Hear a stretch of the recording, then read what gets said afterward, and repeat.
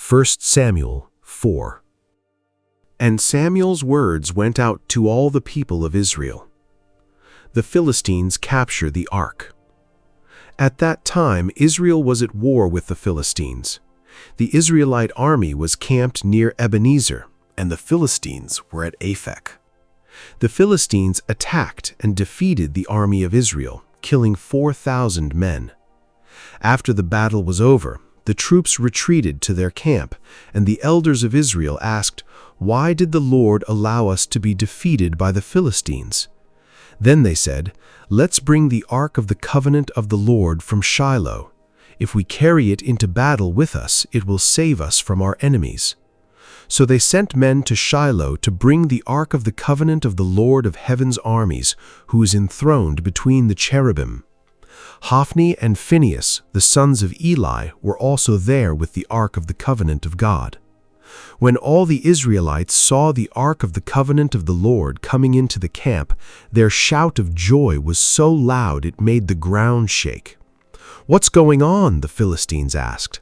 "What's all the shouting about in the Hebrew camp?" When they were told it was because the ark of the Lord had arrived, they panicked. "The gods have come into their camp," they cried. "This is a disaster. We have never had to face anything like this before. Help! Who can save us from these mighty gods of Israel? They are the same gods who destroyed the Egyptians with plagues when Israel was in the wilderness.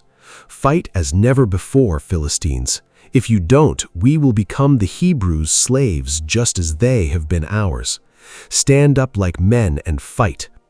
So the Philistines fought desperately, and Israel was defeated again. The slaughter was great. 30,000 Israelite soldiers died that day. The survivors turned and fled to their tents. The ark of God was captured, and Hophni and Phinehas, the two sons of Eli, were killed. The death of Eli. A man from the tribe of Benjamin ran from the battlefield and arrived at Shiloh later that same day. He had torn his clothes and put dust on his head to show his grief. Eli was waiting beside the road to hear the news of the battle, for his heart trembled for the safety of the ark of God. When the messenger arrived and told what had happened, an outcry resounded throughout the town. "What is all the noise about?" Eli asked. The messenger rushed over to Eli, who was 98 years old and blind. He said to Eli, "I have just come from the battlefield. I was there this very day." "What happened, my son?" Eli demanded. "Israel has been defeated by the Philistines," the messenger replied. "The people have been slaughtered, and your two sons, Hophni and Phinehas, were also killed, and the ark of God has been captured." When the messenger mentioned what had happened to the ark of God, Eli fell backward from his seat beside the gate. He broke his neck and died, for he was old and overweight.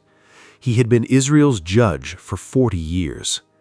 Eli's daughter-in-law, the wife of Phinehas, was pregnant and near her time of delivery. When she heard that the ark of God had been captured and that her father-in-law and husband were dead, she went into labor and gave birth. She died in childbirth, but before she passed away, the midwives tried to encourage her. "Don't be afraid," they said, "you have a baby boy." But she did not answer or pay attention to them. She named the child Ichabod, which means, "Where is the glory?" For she said, "Israel's glory is gone." She named him this because the ark of God had been captured and because her father-in-law and husband were dead. Then she said, "The glory has departed from Israel, for the ark of God has been captured."